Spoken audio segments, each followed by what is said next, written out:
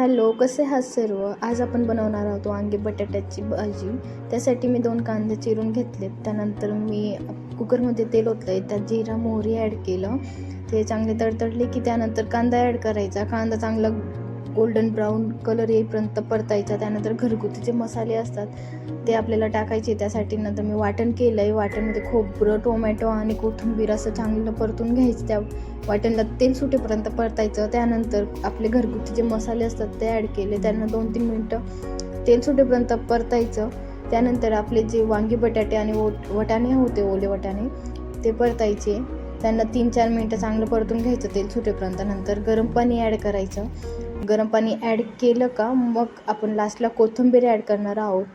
गरम पाणी ॲड केल्यानंतर त्याला चांगली तरी सुटते आणि चवीलाही छान लागते भाजी. त्यानंतर कोथिंबीर ॲड केली आणि 1 शिट्टी कुकर लावून 1 शिट्टी करून घेतली. बघा किती